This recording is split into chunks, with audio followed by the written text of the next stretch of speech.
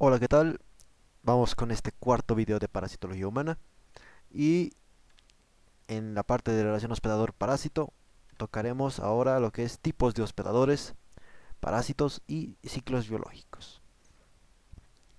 Muy bien, entonces, primeramente recordando que es un parásito, es todo ser vivo que en su desarrollo biológico vive beneficiado en parasitismo. A los parásitos se los puede clasificar o denominar de distintas formas según distintos criterios. Entonces, parásito según la necesidad biológica, puede catalogarse, puede clasificarse como obligatorio o denominado también estricto. Entonces, todo parásito obligatorio o estricto es aquel que en su desarrollo biológico, sí o sí, en algún momento de su desarrollo, en algún momento de su ciclo biológico, tiene que vivir en parasitismo, sí o sí. Si no lo hace, este parásito no podrá completar su ciclo, ¿no? Morirá sin perpetuar su especie, por ejemplo. Entonces, sí o sí es indispensable que el parásito viva en parasitismo en algún momento de su desarrollo. A eso se denomina parásito obligatorio o estricto. Y parásito no obligatorio es aquel parásito que en su desarrollo biológico no necesariamente tiene que desarrollarse en parasitismo. Entonces puede hacerlo, pero no necesariamente es obligatorio. Si no lo hace en todo su desarrollo, aún así podrá completar su ciclo de vida, ¿no? Muy bien. Dentro de los parásitos no obligatorios tenemos una subclasificación. Entonces, tenemos a lo que se denominan los parásitos accidentales y tenemos a lo que se denominan los parásitos facultativos. Un parásito accidental es aquel parásito, es aquel ser vivo que en su desarrollo biológico no está diseñado para ser parásito. Vive como un ser de vida libre, pero que por alguna razón ingresa a un hospedador por algún accidente, por así decirlo, por eso el nombre accidental, y ahí dentro del hospedador aprende lentamente, generalmente, a, a subsistir, a transformarse en un parásito, a obtener alimento y a obtener espacio vital, ¿no? Pero no es que biológicamente este ser vivo está diseñado para ser un parásito, no. Por algún accidente entra y por su capacidad de adaptarse, entonces llega a ser un parásito. En cambio, parásito facultativo es aquel que aprendió a ser parásito. Por eso facultativo de aprender, ¿no? Entonces, es aquel ser vivo que vive como ser de vida libre y se desarrolla, pero que si por algún incidente entra dentro de otro ser vivo, se transforma en parásito ahí adentro, este exitosamente se vuelve parásito, porque en este caso este ser vivo ya tenía dentro de sus funciones, dentro de su código genético, la capacidad de volverse parásito. Entonces, puede que no sea obligatorio que sea parásito, pero si lo hace, completará tranquilamente. En este caso, este ser vivo ya tenía, por así decirlo, dentro de sus planes que por si entra un hospedador, se transformará en parásito. Entonces ya había aprendido esa adaptación biológica. Muy bien, vamos con parásito según el tiempo en que se desarrolla en parasitismo. Entonces, a los parásitos se los puede denominar según el tiempo en el que viven en parasitismo, en parásitos permanentes, y estos se subclasifican en permanente propiamente dicho, que es aquel parásito que en su desarrollo biológico está todo el tiempo como parásito, aquella forma biológica que está todo el tiempo como parásito. Por ejemplo, tenemos aquí dos hospedadores. Entonces, es aquel parásito que parasita exitosamente a un hospedador. Si este parásito sale hacia el medio externo, el parásito morirá. No puede salir de ninguna manera al medio externo para infectar, para llegar a parasitar, a invadir a otro hospedador.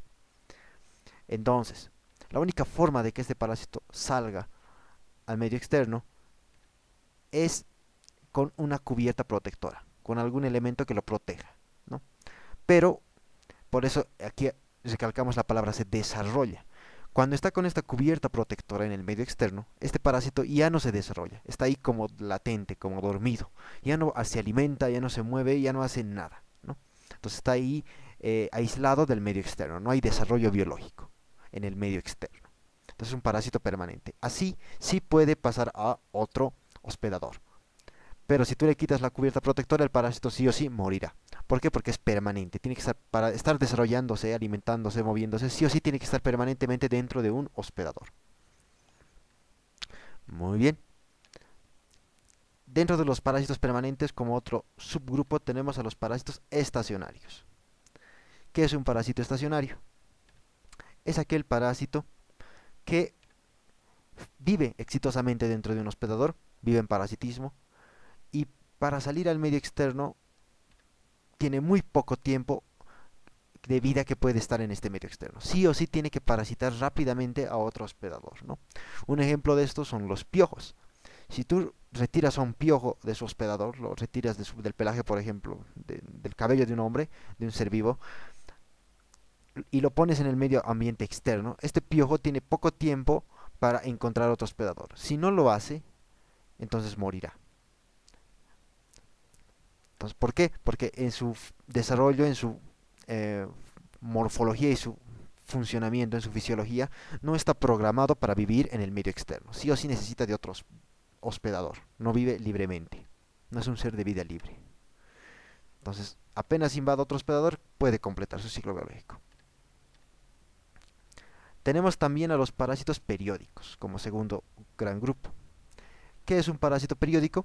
Es un parásito que en algún momento de su desarrollo biológico, en algún momento de sus etapas biológicas, es un ser vivo de vida libre. O sea, se mueve y se alimenta, se mueve, o no necesariamente se alimenta, pero sí tiene desarrollo, tiene movimiento en la vida libre, en el medio externo. Entonces tenemos aquí igual dos subcategorías.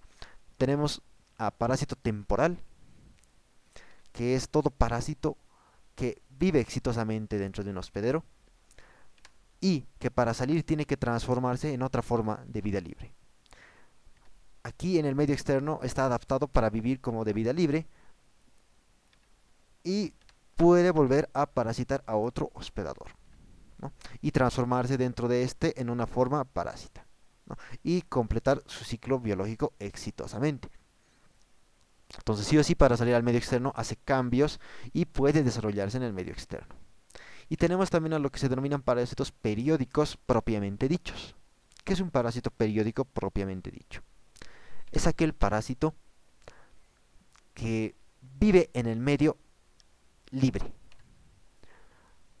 pero que sí o sí tiene que estar constantemente, según determinados periodos de tiempo, por eso se llama periódico, digamos cada 3 días, cada cierto tiempo, para alimentarse, necesita invadir a hospedadores. Pero no se queda dentro de estos hospedadores para siempre. El parásito vuelve al medio libre y no es que muera en el medio libre, está adaptado para vivir en el medio libre también, pero no se alimenta en el medio libre. Entonces va alternando entre distintos hospedadores. Es aquel parásito que alterna entre distintos hospedadores, pudiendo mantenerse en el medio libre. Pero en el medio libre no obtiene alimento, eso sí. Por eso es parásito. Necesita sí o sí para completar, puede tener espacio vital, pero para alimentarse sí o sí necesita alternar entre hospedadores. Entonces eso es un parásito periódico, propiamente dicho, ¿no? Muy bien. Ahora, parásito según el criterio de la ubicación del parásito. Se los puede denominar como ectoparásitos, que son aquellos que están en la superficie del hospedador, están adheridos a la superficie del hospedador, ¿no? O sea, en su pelaje, en su cuero, en su piel, etcétera. Por ejemplo, tenemos aquí un ejemplo, la pulga, que está en la superficie, en el pelaje del perro, ¿no? Es un ectoparásito. Muy bien. Y tenemos también como otro grupo los endoparásitos. ¿Qué es un endoparásito? Es aquel parásito que está dentro del hospedador, en alguna parte del interior del hospedador, por ejemplo, dentro de sus vísceras, dentro de su corazón, etcétera. Entonces, por ejemplo, aquí tenemos a algunos gusanos, ¿no? La mayoría de los gusanos, los helmintos, que viven en el intestino del perro, por ejemplo. Dentro de los endoparásitos tenemos subgrupos. Entonces, el primer subgrupo se denomina parásito luminal, ¿no? Son aquellos parásitos luminales. ¿Qué es un parásito luminal? Que viven en la luz de un órgano, o sea, un órgano que tiene luz, que tiene una cavidad. Entonces, por ejemplo, aquí imaginándonos que este círculo es el intestino y lo que ven allá en el espacio vacío que hay ahí en el centro es la luz del intestino. Entonces, en este caso, el parásito vive en la luz del intestino, ¿no? Este parásito puede vivir sujetándose de las paredes del intestino, pero este parásito, para considerarse luminal, sí o sí tiene que estar en la luz del intestino, aunque utilice herramientas, elementos para sujetarse de la pared del intestino, por ejemplo, ¿no? Para no ser arrastrado, pero sigue siendo parásito luminal. Muy bien. Los parásitos luminales, dependiendo del lugar, de la ubicación, se subclasifican en urogenitales, si viven en la luz de los órganos genitales o urinarios; intestinales, que son aquellos que viven en la luz del intestino; biliares, que viven en la luz de las vías biliares; y respiratorios, que viven en la luz de las vías respiratorias. Y como otro grupo tenemos a los parásitos tisulares. Son aquellos parásitos que viven en toda su integridad rodeados de tejido. Viven rodeados de células, de tejido conjuntivo, etcétera, pero sí o sí viven rodeados de tejido. No están en la luz de ningún órgano, no están al aire libre, por así decirlo. No están en contacto con el aire puro, ¿no? Entonces, tisulares.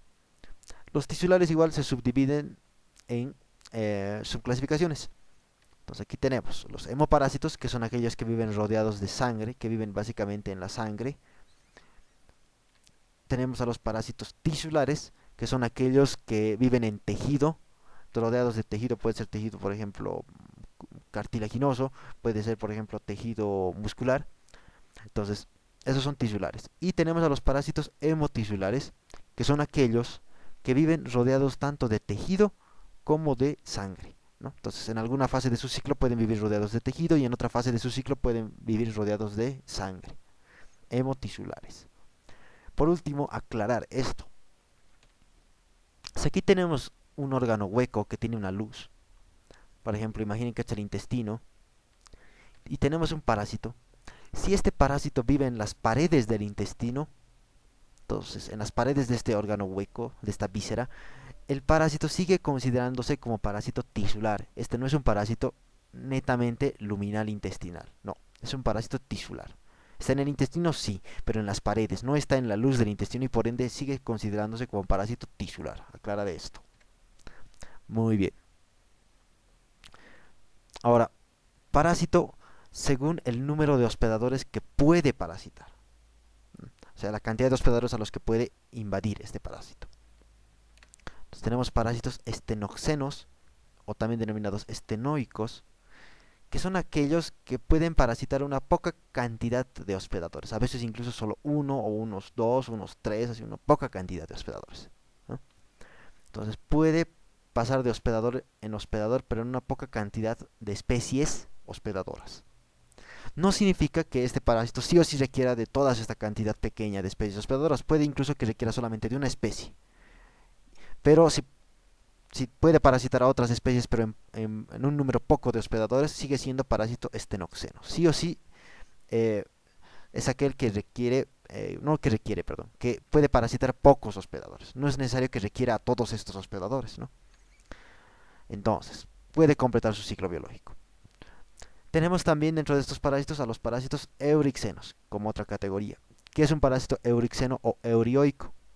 Es todo parásito que puede parasitar a varios hospedadores, a varias especies de hospedadores. Entonces puede parasitar, por ejemplo, a gatos, a perros, no sé, a vacas, a animales, a hombres, a, no sé, a monos. Entonces es un parásito que puede parasitar a varias especies. Pero no significa que requiera sí o sí de todas estas gran cantidad de especies que puede parasitar. Puede incluso requerir de una sola, de solamente dos o solamente incluso de una. Pero si puede hacer este parasitismo en varios hospedadores, es considerado parásito eurixeno. Muy bien. Esta clasificación es muy distinta, aunque un poco similar, de la clasificación según el número de hospedadores que necesita parasitar. O sea que la cantidad de hospedadores que es indispensable para que este parásito cumpla su ciclo biológico, se reproduzca exitosamente, perpetúe su especie. Entonces, tenemos aquí a los parásitos monoxenos, según este criterio, que son aquellos que solamente requieren a un hospedador para completar su ciclo biológico, ¿no?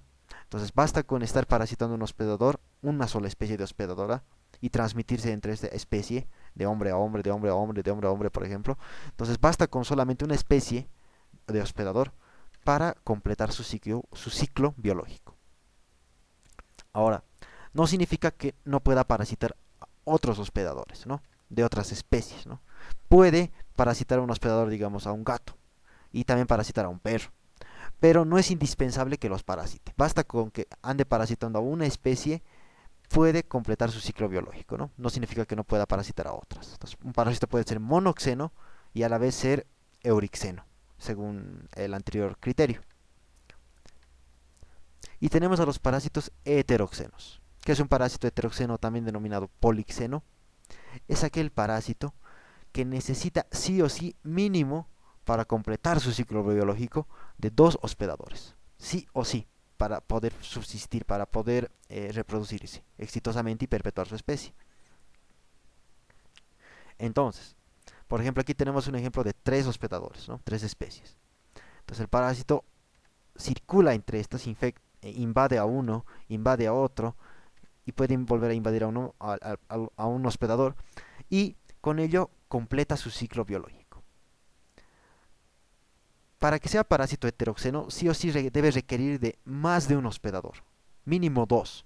Puede requerir más, puede requerir tres, puede requerir cuatro, pero sí o sí para ser heteroxeno mínimo requiere más de un hospedador, ¿no? Entonces dentro, por ejemplo, de este ejemplo, si puede que alguno de estos hospedadores no sean obligatorios, ¿no? Entonces, puede que con solamente dos puede infectar a ese tercer hospedador, pero puede que con solo dos hospedadores baste para completar el ciclo biológico. Muy bien. Pero si desaparece y ya no puede completar el ciclo biológico. Con una sola especie hospedadora no puede completar. Mínimo requiere de dos especies. Muy bien. Eso es un parásito heteroxeno. Ahora, ya sabemos los tipos de parásitos que existen, vamos a poner los tipos de hospedadores. ¿Qué tipos de hospedadores hay? ¿No? Recordando el concepto, es un ser vivo que aloja a otro, ¿no? En este caso, ¿a quién aloja? Al parásito. Entonces, para hospedadores. Hospedadores se clasifican según el rol que cumplen en el desarrollo biológico del parásito, o sea, según el rol que cumplen en su evolución del parásito en hospedador definitivo, que es aquel hospedador que donde se produce y completa la reproducción sexual. Bien, todo hospedador donde se produce y se completa la reproducción sexual es considerado como hospedador definitivo. Muy bien. En el caso de los parásitos metasuarios, generalmente se agrega a este concepto el que es aquel hospedador donde está la forma adulta del parásito, está albergada la forma madura sexualmente, ¿no? Entonces es lo mismo porque al final de cuentas, donde está el parásito adulto maduro, es donde se reproduce sexualmente. Entonces, hospedador donde se reproduce y completa la reproducción sexual. Eso es un hospedador definitivo. ¿Qué es un hospedador intermediario?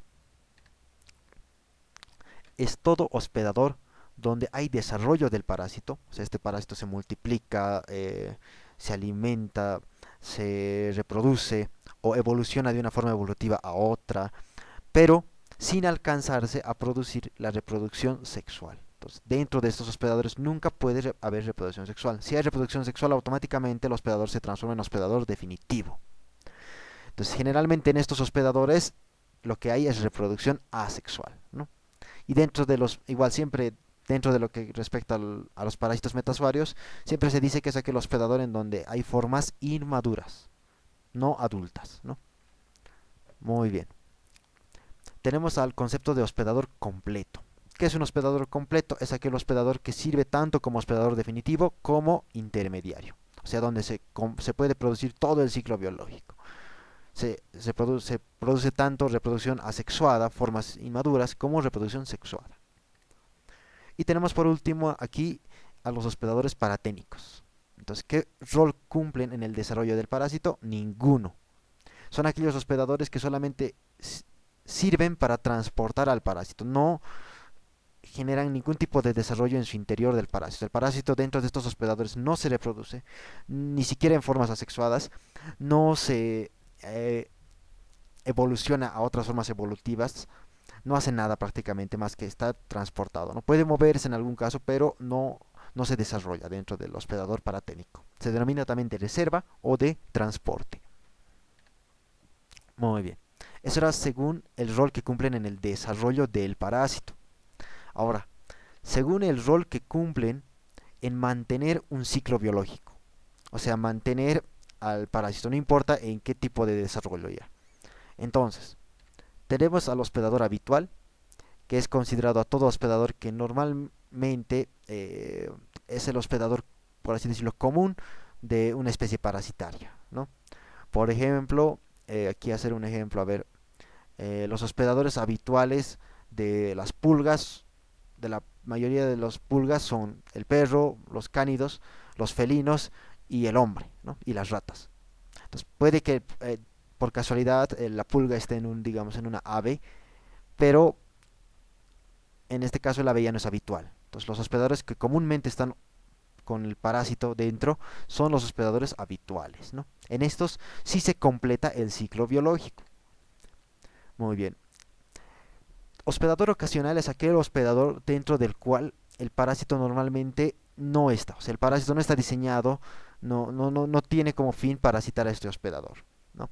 Pero si es que lo hace, por eso es un hospedador, cuando alberga al parásito puede todavía completar el ciclo biológico del parásito, ¿no? Es como en el anterior ejemplo de que una pulga que vive normalmente con perros o con gatos llega a saltar a un ave. El ave no es un hospedador que normalmente albergue a este, digamos, a esta especie de pulga, pero si la pulga ahí dentro puede completar su ciclo biológico, entonces es considerado como hospedador ocasional.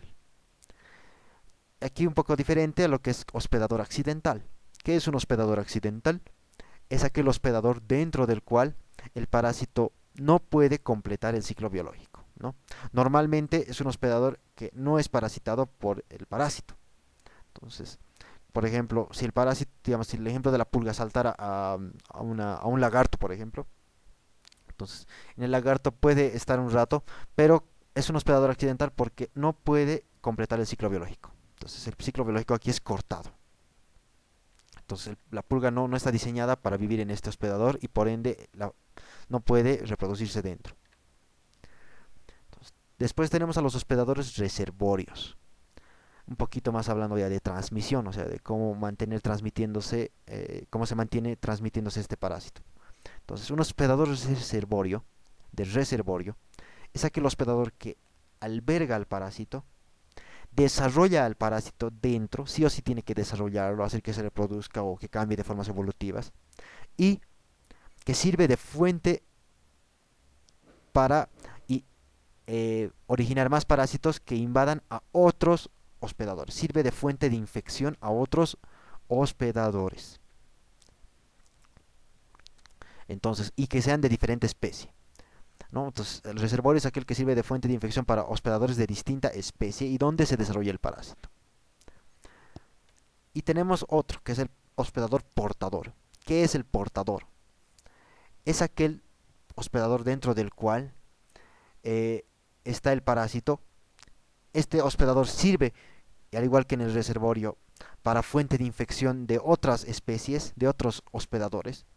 Pero a diferencia de en el caso del reservorio, en el hospedador portador no es obligatorio que haya desarrollo biológico dentro del hospedador portador. Puede el parásito estar ahí sin reproducirse o sin cambiar de forma evolutiva, solamente alimentándose y nada más. Entonces basta con que esté el parásito ahí adentro y ya es considerado este hospedador portador. Si además hay un desarrollo biológico, hay multiplicación, hay reproducción sexual dentro de este portador, ya podemos denominarlo reservorio, ¿no? Mientras mantenga su característica de ser fuente de infección para otros hospedadores de distinta especie o de la misma especie. Y por último, lo que se denomina hospedador transmisor. Con este nos centramos un poquito. ¿Qué es un hospedador transmisor? Es todo hospedador que sirva como agente, como ser vivo que transmite el parásito directamente a otros hospedadores. O sea, es todo ser vivo que activamente haciendo alguna determinada acción, por ejemplo, un mosquito que se alimenta, entonces transmite el parásito que lleva en su interior a otros hospedadores. Él transmite, el hospedador, ¿no? El parásito solamente espera el momento adecuado y es transmitido. ¿Por quién? Por el hospedador, que se denomina transmisor. Entonces, cuando un hospedador transmisor es generalmente un artrópodo, el término para calificarlo se denomina vector. A grandes rasgos, en general, se utiliza la palabra vector para nombrar a todo ser vivo que transporta a otro, ¿no?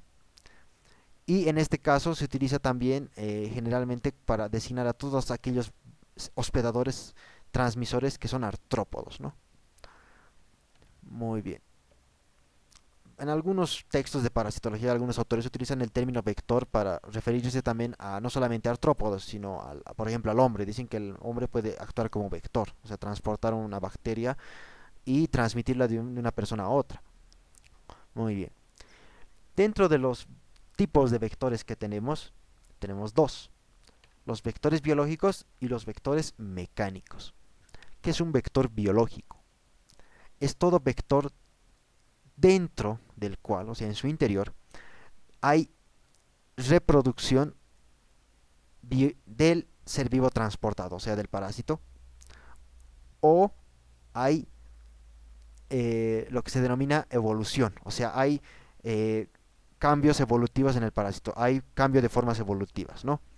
Entonces, por ejemplo, si digamos dentro del vector los huevitos de un parásito se transforman en gusanitos, entonces ahí sí hablamos de que hay eh, evolución, hay cambio de formas evolutivas. Y si dentro de este vector estos gusanitos se reproducen, entonces decimos que también hay multiplicación. Entonces a los vectores biológicos a veces se los subclasifica en multiplicadores si dentro hay multiplicación del parásito, o sea, reproducción. Se los denomina como evolutivos si es que adentro hay cambio de evolución de formas evolutivas, de formas biológicas. Y se los denomina como ciclo evolutivos o evolutivo multiplicadores si dentro del vector hay tanto reproducción como desarrollo de formas evolutivas. Eso en el caso de los vectores biológicos. En el caso de los vectores mecánicos, son aquellos que transportan a otro, pero no desarrollan en su interior al parásito. No hay ningún tipo de reproducción o de desarrollo o de evolución dentro del vector. O sea, solamente los transportan a los parásitos, ¿no? El parásito puede desarrollarse en el exterior del vector. Si el parásito se desarrolla en el exterior del vector, por ejemplo, como las bacterias que se multiplican en las patas que están en una mosca, que se paran en las heces, entonces si las bacterias se multiplican ahí en sus patas, en la superficie de sus patas, es todavía considerado vector mecánico. Para ser vector mecánico significa que el parásito no se desarrolla en el interior, ni la bacteria ni nada, nada se desarrolla en su interior para que sea vector mecánico, ¿no? Puede desarrollarse ahí en su superficie, en su exoesqueleto, en la superficie de sus patas, pero nada en su interior, ¿no? En su exterior sí pueden desarrollarse. Entonces, todo vector que transporta a otro sin desarrollo en su interior del parásito es considerado vector mecánico.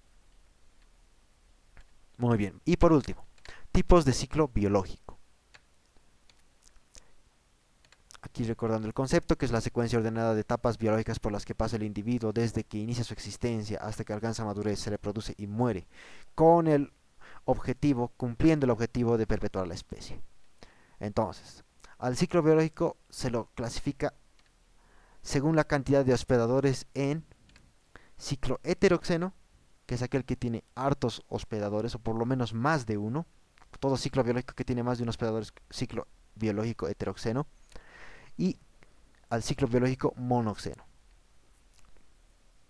Un mismo parásito puede tener tanto un ciclo monoxeno como un ciclo heteroxeno, ¿no? Un ciclo en donde intervenga solo un hospedador y un ciclo donde haya dos hospedadores o más hospedadores, ¿no? Entonces, un mismo parásito puede tener ambos ciclos, ¿no? Si un parásito tiene ambos ciclos, obviamente significa que al tener un ciclo monoxeno significa que no necesita del ciclo heteroxeno. Tranquilamente con el ciclo monoxeno puede completar su desarrollo.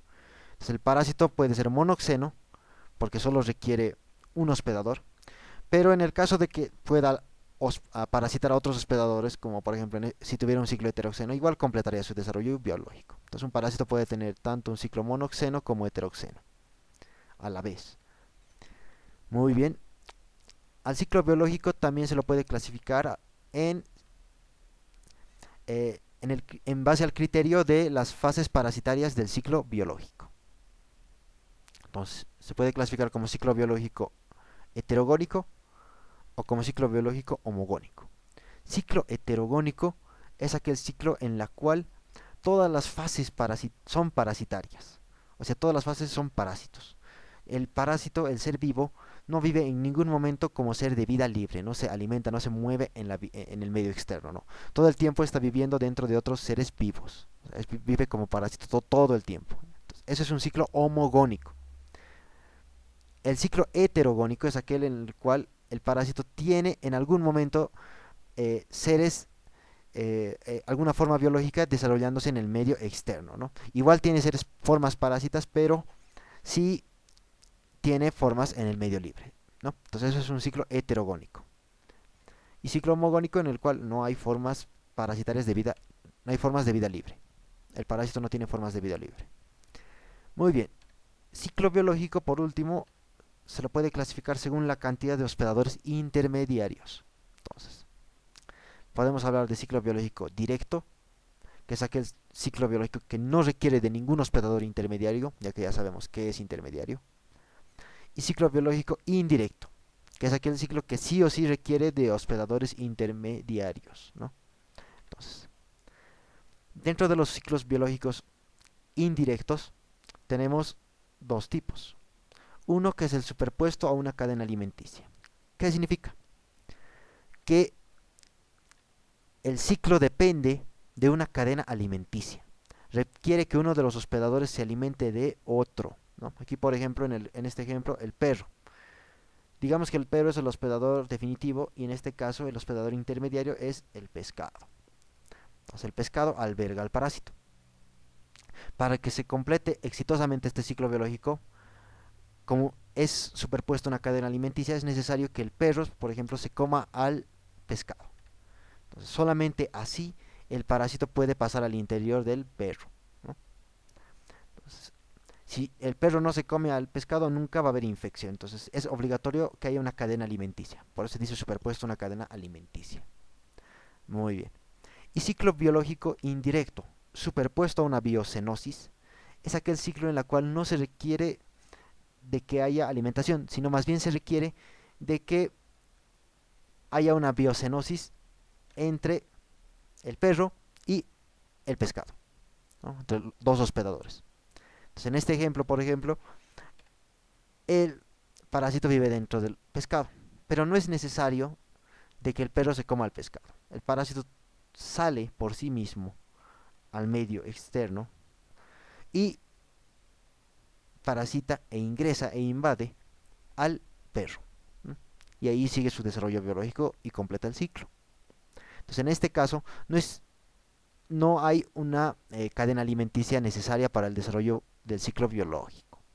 En este caso, solo se requiere de que haya una asociación entre ambos seres, producto, por ejemplo, de compartir un ecosistema. Entonces, por ejemplo, el parásito puede salir del pescado con las heces y salir al agua, y el perro, cuando va al agua, adquiere el parásito. No necesariamente porque beba el agua, sino puede ser porque simplemente vaya a empaparse con agua. Entonces, con esto cerramos lo de el día de hoy. Así que gracias.